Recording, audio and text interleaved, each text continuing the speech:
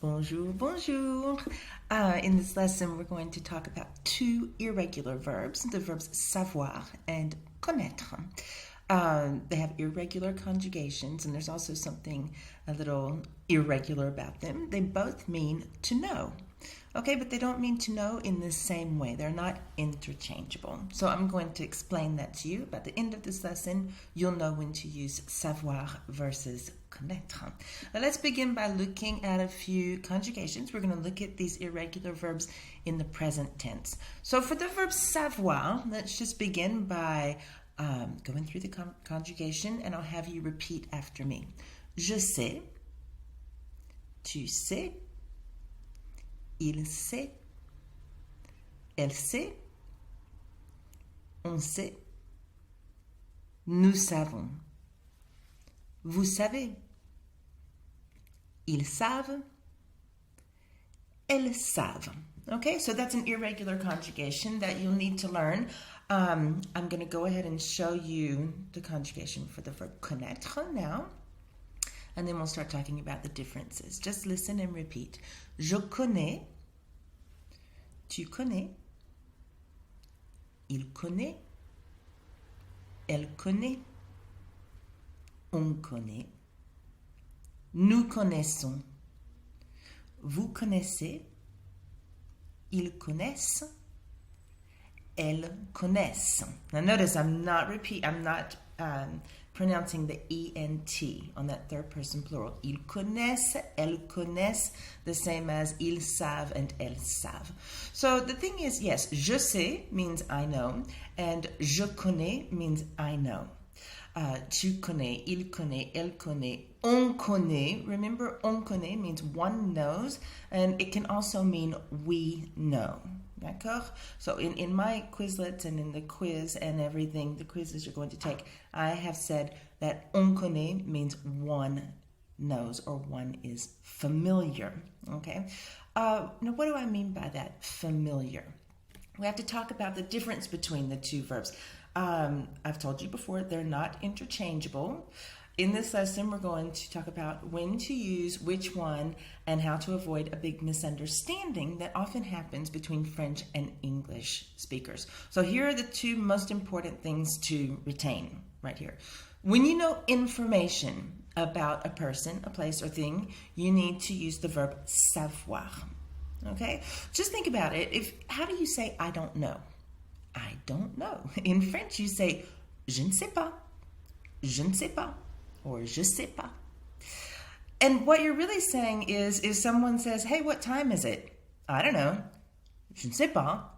You're really saying that you don't have that bit of information that someone's asking you for. What time is it? No clue. Je ne sais pas. Okay? You don't have the information.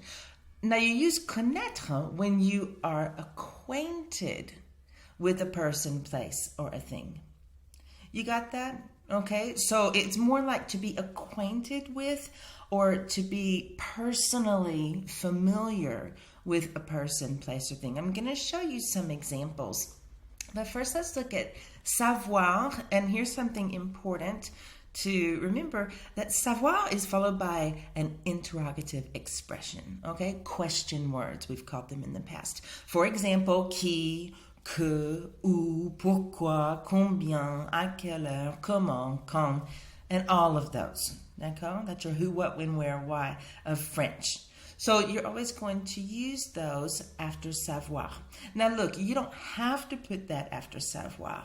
And here's where you can take some extra notes on your lesson guide. You don't have to do that. If someone says, hey, do you know it's time to go? And you can say, I know. Je sais. Je sais. So you can end your sentence with je sais, just like you can say je ne sais pas. D'accord?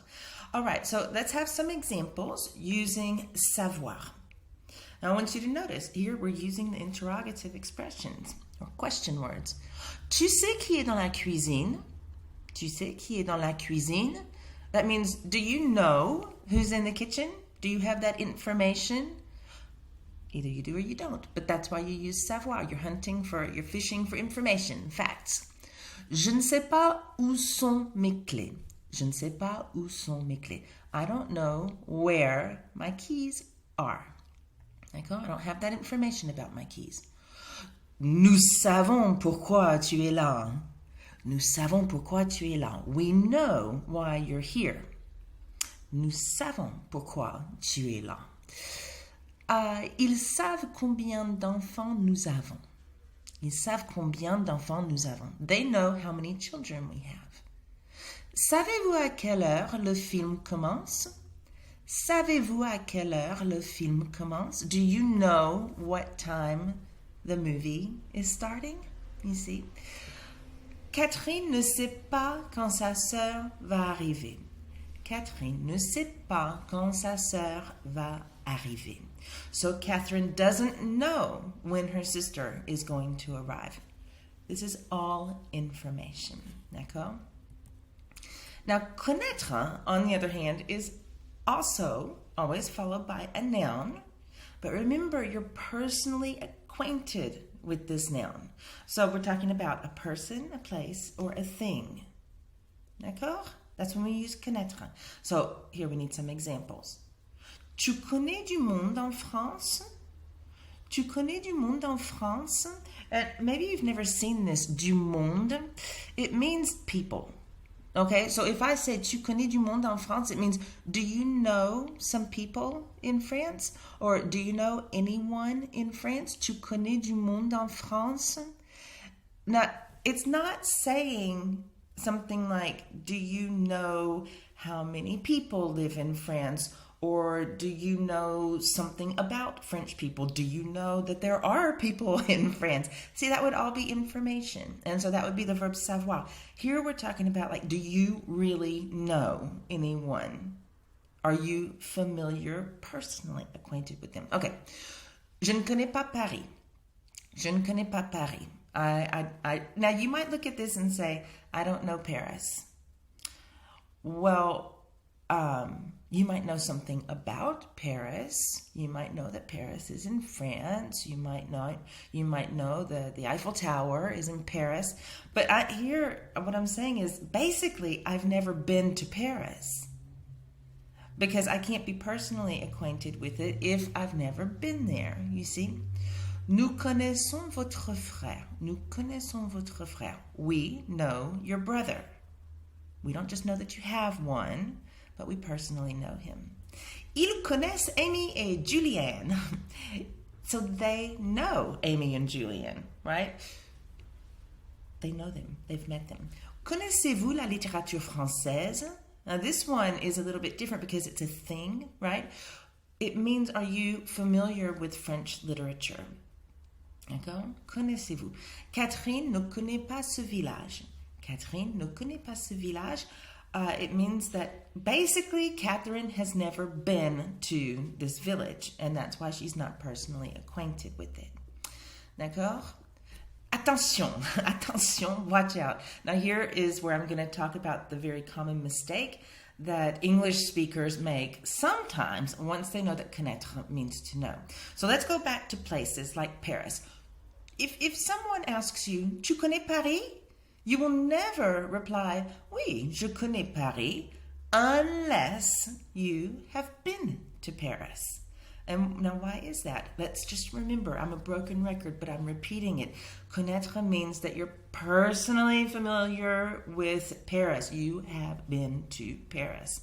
Otherwise, you would have to use savoir. Remember, if you know that the Champ de Mars is in Paris, then that's information using savoir. D'accord? Now, look at this. Tu connais Paris? If someone says, tu connais Paris? You could answer, for example, pas encore, mais je sais que je veux aller à Paris un jour. Now, you see that? So, are you familiar with Paris? Not yet, but I know that I want to go to Paris one day. D'accord? Tu connais Berlin? Tu connais Berlin? Non, mais je sais que c'est une grande ville en Allemagne. No, but I know that it's a big city in Germany. This is information about Berlin. Tu connais Philippe? You know Philip? Pas personnellement, mais je sais que c'est le mari d'Isabelle. Pas personnellement, not personally, but I know that he is Isabelle's husband. Now, there's a little throwback to the difference between c'est and il est. Did you notice I said c'est le mari d'Isabelle? Why c'est and not il est? Because it's followed by a determiner word, le, okay? So remember, we're using savoir when we know facts or information about a person, place, or thing. We don't use it to say that we're personally acquainted with them. Okay, so here, this just brings me to what's going to end up being my last point. What if it's something that you've learned, like a lesson, d'accord? Someone might say, tu sais ta leçon?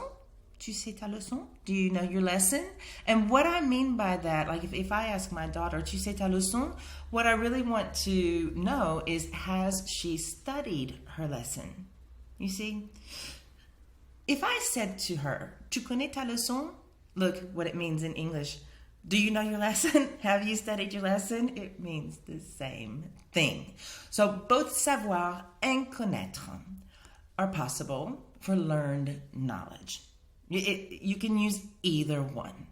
So what I would really recommend, just to keep things simple, keep it simple when you can, when you're learning another language, let's just stick with connaître. If you have an option, just stick with connaître if it's something that you've learned. So in other words, tu connais ta leçon, you know you're always going to be right, okay? Now look at this third example up at the top. Tu connais ta leçon par cœur? Now this one, we're talking about knowing something by heart. Tu connais ta leçon par cœur? Do you know your lesson by heart? So if you're learning something by heart, if something has been learned by heart, you really do need to use the verb connaître in French. D'accord? Okay, so now it's time to move on and take a quiz and work with your practice cards and all that good stuff. So I'll see you in a little bit. Merci, à toutes.